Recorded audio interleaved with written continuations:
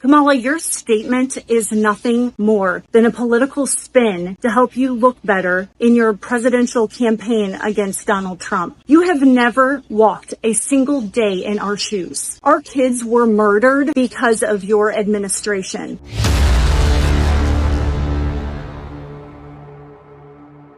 Kamala Harris makes a nightmare mistake by going on social media and calling out President Trump for attending the ceremony at the Arlington National Cemetery with the Gold Star family members. These are people representing the 13 service members who lost their lives in Afghanistan. So what we're going to do is hear the choice words that these family members had to say about Kamala Harris. And where we're going to start is with her post. Okay, so as vice president, I've had the privilege of visiting Arlington National Cemetery several times. It is a solemn place, a place where we come together to honor American heroes who have made the ultimate sacrifice in service of this nation. It is not a place for politics. Very true. So why weren't you there? They invited you, right? And yet, as we reported this week, as was reported this week, Donald Trump's team chose to film a video there, resulting in an altercation with cemetery staff. Let me be clear, the former president disrespected sacred ground, all for the sake of a political stunt. Definitely wasn't a political stunt, but okay. This is nothing new from Donald Trump. This is a man who has called our fallen service members suckers and losers and disparaged Medal of Honor recipients. That's already been debunked. We know that. A man who, during previous visits to the cemetery, reportedly said of fallen service members, "I don't get it." This is a man who is unable to comprehend anything other than service to himself. And you are a woman who is unable to comprehend anything when it comes to being a leader. So stop it. There's one thing on which we as Americans can all agree.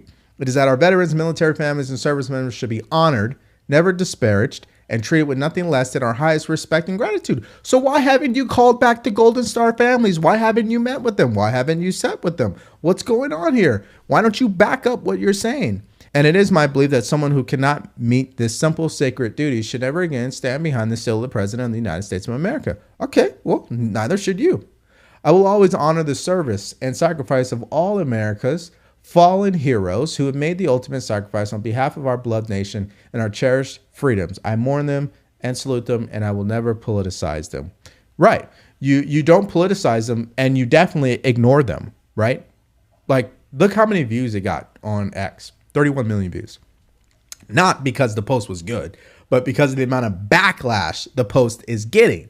Now, what we're going to start is a couple of clips where the Gold Star families started to respond to this crazy post. Kamala, your statement is nothing more than a political spin to help you look better in your presidential campaign against Donald Trump.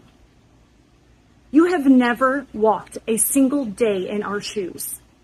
Our kids were murdered because of your administration. Vice President Harris, my name is Steve Nakui. I'm the father of Lance Corporal Kareem M. Nakui. And your administration killed my son. The message is intended for Vice President Kamala Harris. I'm not a person who usually takes to social media, but earlier today, your post regarding the incident at Arlington National Cemetery was brought to my attention. After reading it, it caused a reaction with me. You indicated in your post that you support the military and military families.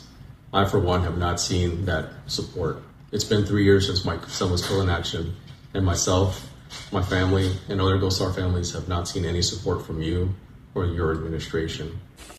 Vice President Harris, my name is Christy Shamblin. My daughter-in-law, Sergeant Nicole Leanne G., was killed in the Afghanistan exit at Abbey Gate on August 26, 2021. This year, for the 3rd year anniversary of her murder, we welcome President Donald J. Trump to Arlington to lay a wreath on the tomb of the unknown soldier with our family and to visit Nicole graveside. President Trump and his team were respectful. They listened to our stories and didn't talk much at all. We welcomed them that day, and they were comfort to our family. Vice President Harris, I ask you, why won't you return a call and explain to us how you call my daughter-in-law's death a success? Vice President Harris, my name is Jim McCollum. I am the Gold Star father of United States Marine Corps Lance Corporal Riley McCollum. Killed in Afghanistan, August 26, 2021. Your recent remarks related to Trump's visit to Arlington are filled with nothing but lies and deceit. Okay, it goes on for another 3 minutes. Okay, this is the backlash she received from that post, and it's well deserved. Okay, now I served 13 years in the military. I have definitely triggered over this. There's no question about it. And I'm gonna just say it like this: I don't care how you feel about Trump, but what you can't say is he's been honoring these troops ever since it happened. He's the one that's been speaking on this ever since it happened. I haven't heard from Joe Biden. I haven't heard from Kamala Harris. And it doesn't matter if I hear from them. The families haven't heard from them. That's the freaking point. But they want to go out and say, well, Trump, you know, he doesn't really honor our troops. He doesn't like our troops. He's this, he's that. Guys, the results say otherwise. You guys keep buying into the bullshit propaganda about what someone else said that he said when he said it over here, and they said this and that. It's a bunch of hearsay. There is no recorded audios. There's no video footage. There's no photos. There is nothing to show that Trump has been disparaging veterans in the same way that Joe Biden and Kamala Harris has, because the ultimate test to know whether someone truly does not like veterans or not is just look at their actions. I don't care about what they say. What are they doing? What have they done? But I don't think CNN got the memo on that. Watch. You wanted the former president there. By the way, I think it's a wonderful thing that he was there, reflective and honoring our war dead. But it crossed a line at some point. How do you see it? Well, first, I want to remind everybody that it's really hard to find a way on August 26th to celebrate, and we want to celebrate our heroes. We invited both President Trump and the Biden-Harris administration, and we didn't hear back from the White House. We were happy to welcome President Trump to lay wreaths with all three of our families and our wounded, some of our wounded from that day. And when he came to Section 60, it was at our request to spend time with our loved ones. There was not a press presence there. We privately took pictures among ourselves. And it was, a more celebratory feeling for that day because, we want to celebrate our loved ones. And it's very hard to find ways to do that at a cemetery. But they were very respectful. We didn't see any altercation. And really, we just want our loved ones to be honored and remembered in a positive way. I mean, how hard is that? You see, when I was doing life coaching full time, I think one of the biggest lessons I learned even in myself, it's not the situation that's going to kill you. It's your reaction to the situation that will kill you. And that's exactly what the media is doing right now. It's not the situation of where 13 service members lost their life because of the failed withdrawal from Afghanistan.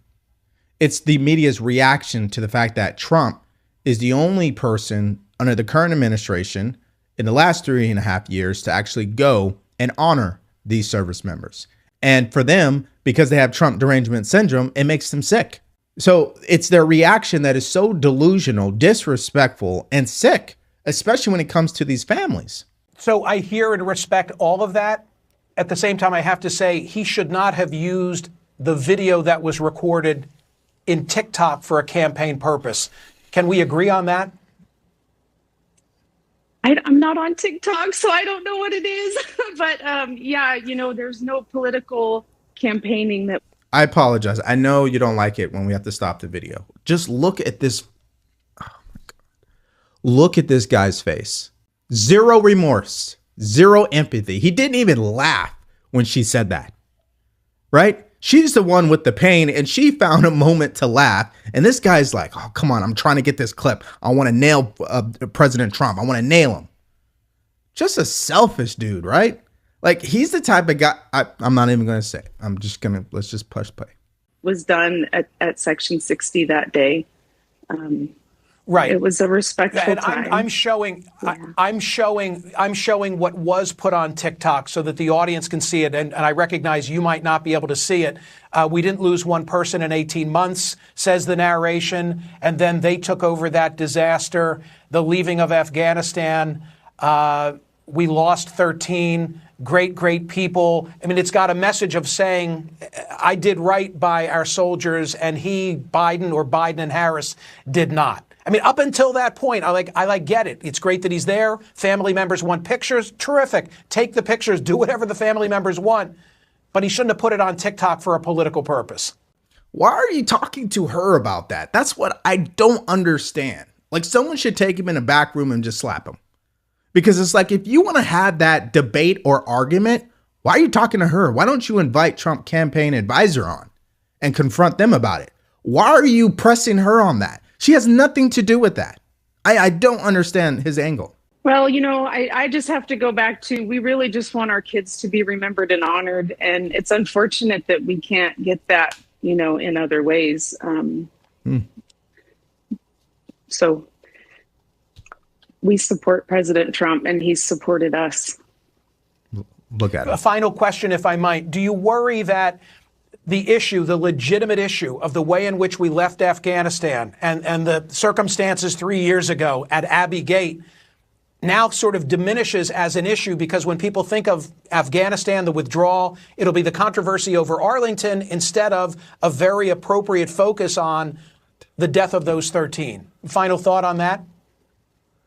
I think our media needs to do a better job of focusing on the Afghanistan withdrawal instead of things like this that aren't really relevant or important. I mean, we were very respectful. I understand that there may have been, a little bit of a misunderstanding, but we'd like to take the focus back to, just like you said, let's talk about how we left all the equipment behind. Let's talk about the Americans and the Afghans we left behind. Let's talk about the people we brought over that weren't vetted. Let's talk about the wounded. And that's what we want to bring focus back to. I appreciate. Guys, look at his face. He was just hoping he was going to be able to get a clip, a soundbite. He was just hoping, he was praying that he was going to be able to nail Donald Trump. That's what these people wake up in the morning and look forward to. So because her campaign wants to play games and be disrespectful, the Trump campaign came out and dropped this ad as a response. Watch. Afghanistan. Yes. Were you the last person in the room? Yes. And you feel comfortable? I do.